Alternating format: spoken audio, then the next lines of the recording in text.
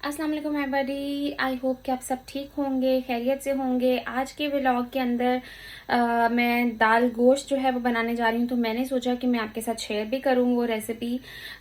तो गाइज़, आज मैंने दाल गोश्त बनाने हैं जिसमें 2 तरह की दालें डलेंगी। तो चलें शुरू करते हैं। मैंने ऑलमोस्ट 250 ग्राम्स के करीब चने की दाल को 1 घंटे के लिए भिगो लिया है। और माश की दाल को मैंने जो है वो जिसको उड़द की दाल भी कहते हैं, उसको भी मैंने 1.5 घंटे के लिए भिगोया। और ये कोई ऑलमोस्ट 1 पाव के करीब जो है वो दाल है। 250 टू 350 ग्राम्स के करीब ये दाल है।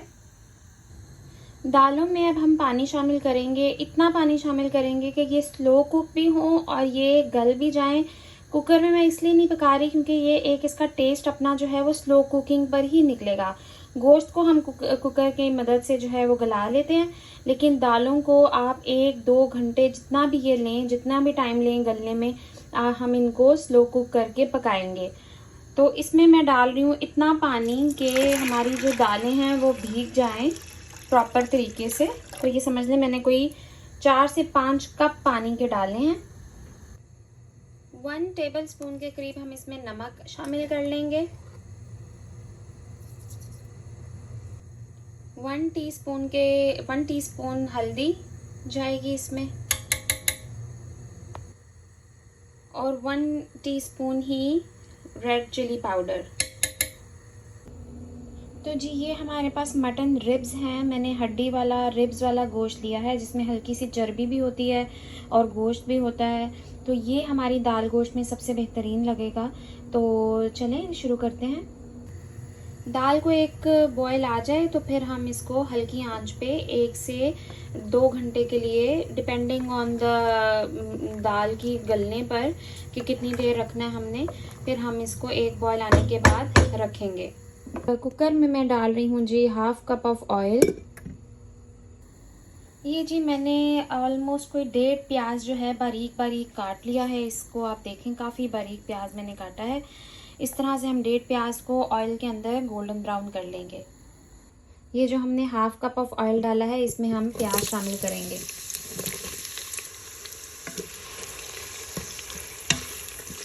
प्याज को हमने तब तक पकाना है जब तक ये गोल्डन ब्राउन नहीं हो जाता।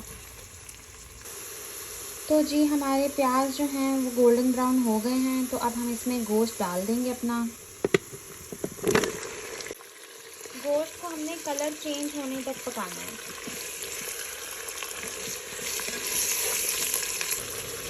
ये देखें जी, हमारे गोश्त का कलर चेंज हो गया है।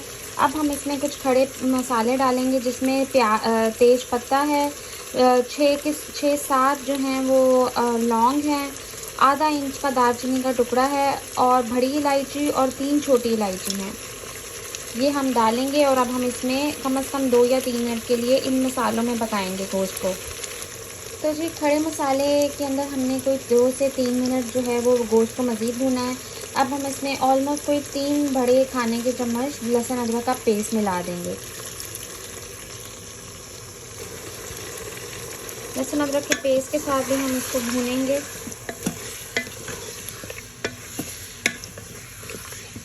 इससे इसकी सारी स्मेल वगैरह भी चली जाएगी। और ऑब्वियसली लहसुन अदरक का आपको पता है फ्लेवर जो है वो कितना एनरिचिंग होता है। मैं इसमें थोड़ा सा पानी डाल लेती हूँ ताकि थोड़ा सा थिक ना रहे लहसुन अदरक का पेस्ट, थोड़ा लिक्विड ही में हो ताकि जल्द से जल्द वो मसाले में रच बस जाए। ये गोश्त अब हमारा लहसुन अदरक को शामिल करने के बाद 7 से 8 मिनट भूनने के बाद ऐसा दिख रहा है। अब हम इसमें मसाले शामिल करेंगे, मगर थोड़े करेंगे क्योंकि हमने दाल में भी शामिल किए हैं। तो हम कम नमक वगैरह खाते हैं तो मैं थोड़ा ही करूँगी।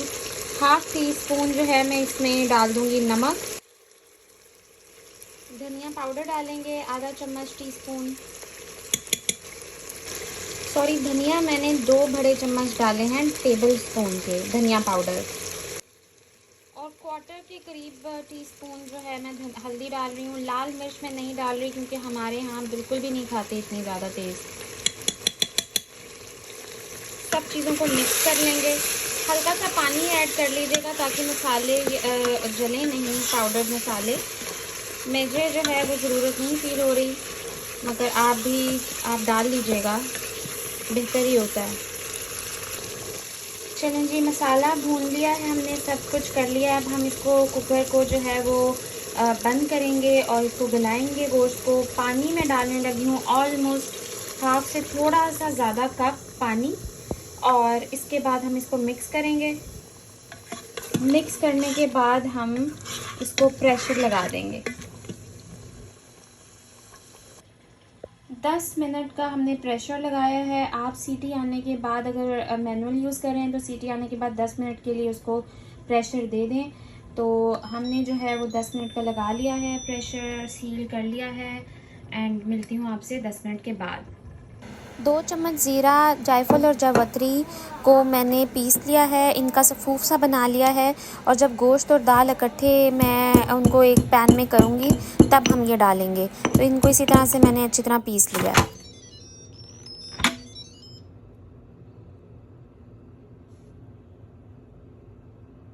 ये देखें जी, दाल जो गोश्त है वो हमारा जो है वो ऑलमोस्ट गल गया है। ये देखें बहुत अच्छी तरह से, ये देखें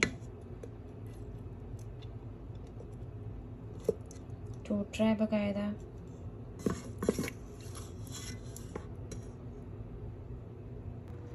दाल भी हमारी हाफ़ हो चुकी है, ये देख लें। अब हम इसको ज़रा घोटा लगाएंगे किसी भी चम्मच के साथ, जो लकड़ी का चम्मच है या डोई आप उसके साथ कर सकते हैं। मैं इस तरह से करके ही कर लूँगी।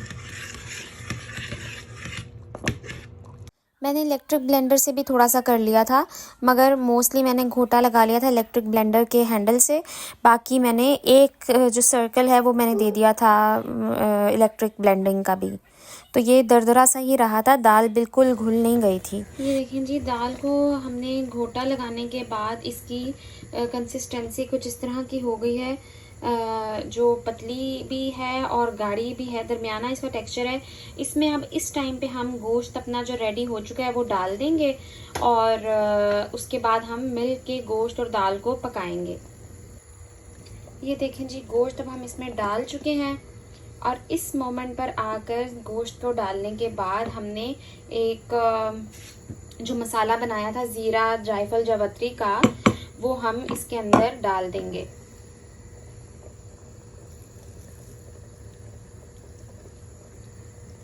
और साथ ही हम इसमें 2 सब्ज़ मिर्चें कटी हुई डाल देंगे। आप चाहें तो पेस्ट वगैरह भी डाल सकते हैं, मर्ज़ी है आपकी।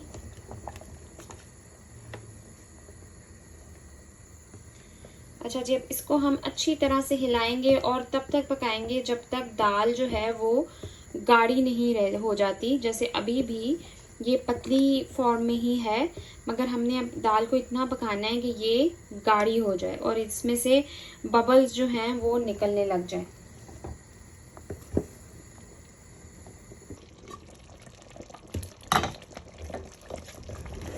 इस पॉइंट पर हमारी जो दाल है वो बहुत ही गाढ़ी हो गई है।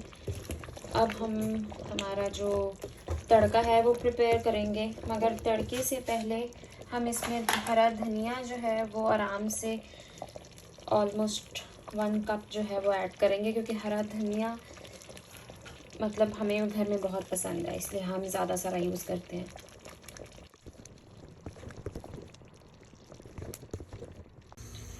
तड़का हम रेडी कर लेंगे। एक या तो आप घी भी इस्तेमाल कर सकते हैं, ऑयल भी इस्तेमाल कर सकते हैं, देसी घी भी इस्तेमाल कर सकते हैं। मैंने देसी घी मैं नहीं खाना चाहती, मुझे पसंद नहीं है, इसलिए मैं नॉर्मल ऑयल जो है वो यूज़ कर रही हूँ। हम गार्लिक को जो है वो गोल्डन सा कर लेंगे और फिर ये जो तड़का है ये हम अपनी दाल में डालेंगे। दाल मैंने साथ ही रखी हुई है, लो आंच के ऊपर वो पक रही है दाल। बिल्कुल स्लो आंच पे हमने जो दाल है वो रखी हुई है। ये ज़रा गोल्डन से हो जाते हैं तो फिर हम इसको अपने उसमें ऐड कर लेंगे, दाल में तड़के को। बिल्कुल ऑलमोस्ट समझ लें 4-5 टेबल स्पून के करीब मैंने ऑयल डाला है, ज़्यादा नहीं डाला।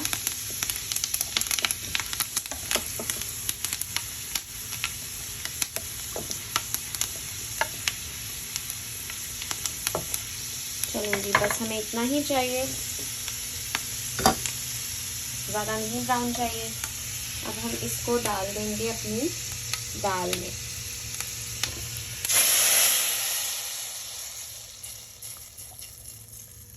ये देखें जी, तड़के के बाद इतनी खूबसूरत खुशबुएं और इतना ज़बरदस्त टेक्सचर बन रहा था कि मैं आपको क्या बताऊं। बहुत ही लजीज दाल बनी थी। 2-3 मिनट का दम इसके बाद मैंने दे दिया था और अब ये दम के बाद जी इसकी और ज़बरदस्त और कमाल का फ्लेवर्स जो हैं वो रच बस गए थे इसमें।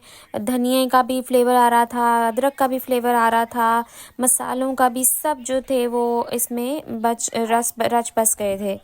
बहुत ही कमाल दाल बनी थी और बाकायदा लंगर और जो घोटे वाली दाल होती है ना, वही वाला इसका देगी टेक्सचर और देगी टेस्ट आ रहा था। तो हम यहाँ यूके में होते हैं तो बहुत ही ज़्यादा दिल कर रहा था कुछ ऐसा देसी सा खाने का, और अल्हम्दुलिल्लाह जी ये देखिए कितनी कमाल दाल बनी है। इसका जो खाने में और भी ज़्यादा मज़े की थी। आप चाहे इसको दाल चावल के साथ खाएं, चाहे रोटी के साथ खाएं। मैंने तो जी घी वाली रोटी के साथ इसको खाया था, मेरी फैमिली ने भी, और हम बस खाते ही रह गए। मेरे बेटा बहुत ही ज़्यादा चूज़ी और पिकी ईटर है, but he also at it all, and alhamdulillah for all the neemats that he has provided. So yeah, you guys also do try, but don't forget to like, share and subscribe my channel guys. It means a lot to me as a newcomer here. Thank you so much guys. Stay tuned for more.